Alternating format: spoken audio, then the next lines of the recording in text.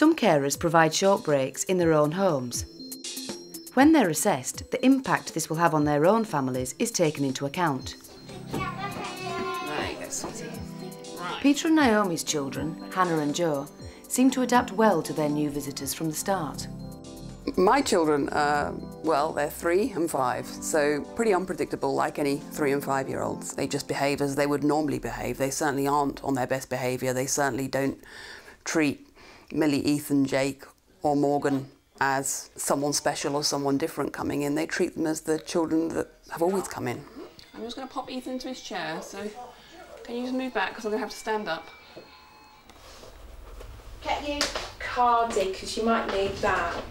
Ophelia's mum provides overnight short breaks at weekends to children like Davina, who has learning disabilities.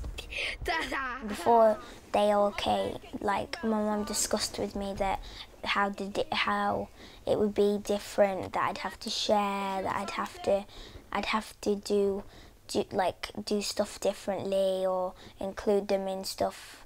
Like if I wanted to run about like really fast, that I'd have to wait for them and stuff like that. So Mum kind of involved me in stuff like that and asked me whether I wanted to do it, if I would be happy doing the stuff that I was going to do. So what effect does having disabled visitors to stay on a regular basis have on a carer's own children? They've accepted from an early age that other people come into our home, friends and family, and I think the children just perceive that other people coming in is quite normal and don't take exception to it at all. They don't have their mummy and daddy to stay. So we had to look after them. I give them their toys they want, because they're not really very good at moving around. Are you going to sleep? Are you listening? They always play with me. I give toys to them. They play with them.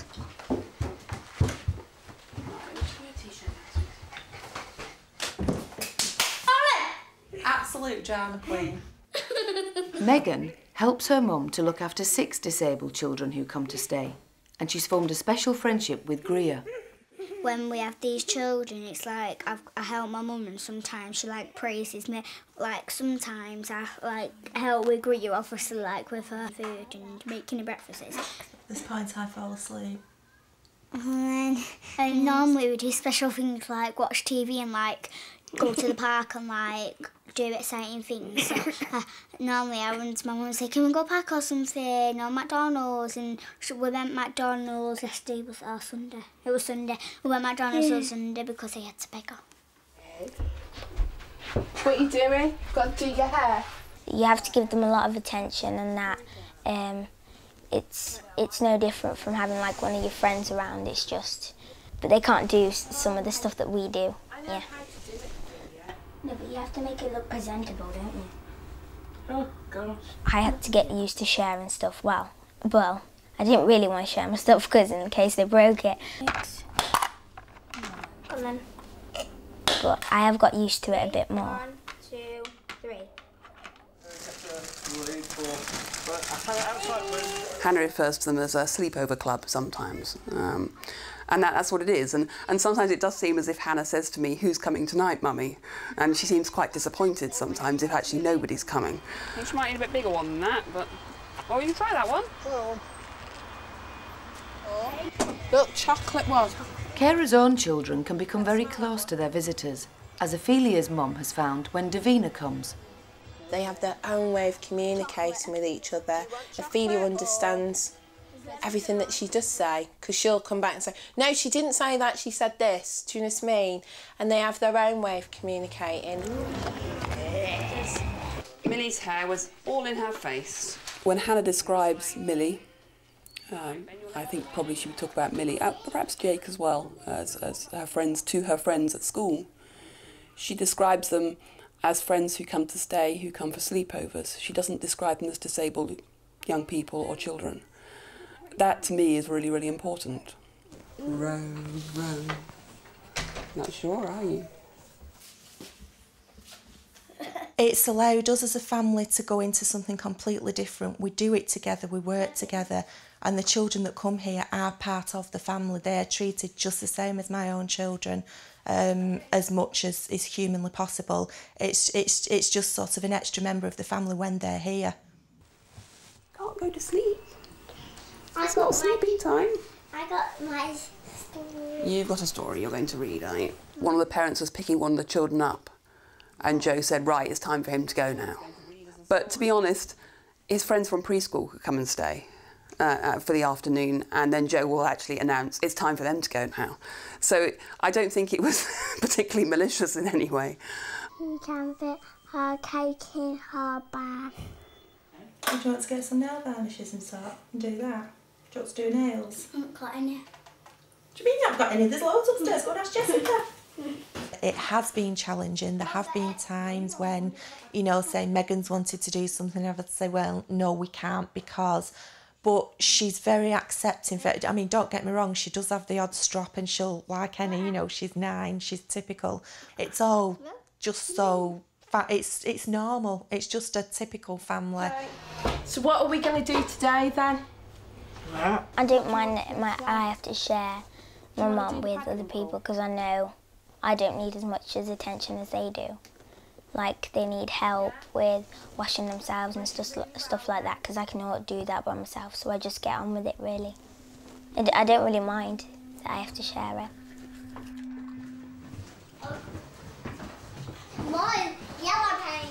You're going to use yellow paint, are you? I don't think Hannah and Joe see that they are sharing Mummy and Daddy because in a way they're not. Hannah and Joe do understand that this is my job and this is what I do and that I look after children. And at the same time, we always made sure when the first children came along that they always did fantastic things when they came. And so therefore they always related to short break children as really exciting. So what do the carers' children learn from their short break visitors? They experience difference. They experience different peoples. They experience different abilities. And they also can develop their own areas of compassion for people. It's opened my eyes to see that, that with disabled people, they're not quite different from us, or with disabilities, they're not different, they just can't do the stuff that we do, necessarily. Hannah at preschool was a very shy, withdrawn, perhaps quite difficult to work with 4-year-old. And she's blossomed into this confident, caring, sensitive, almost quite stubborn 5-year-old. And I'm sure some of that's had to do with just the confidence she's gained from getting to know the children we care for and building relationships with the children we care for. I think probably the most positive thing about having short breaks children is it's brought us so much more together as a family. It's given us the opportunity to work as a family, which we probably wouldn't have otherwise. I can't think of any other line of work that would actually call for mum, dad and children all to get it together and work together. And that can only strengthen a family.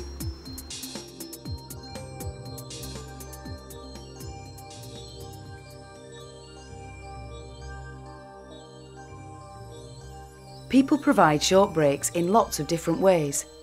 To hear from short break carers and find out how you could be the big difference to disabled children and their families, go to www.sharedcarenetwork.org.uk or ring Shared Care Network on 0117 941 5361.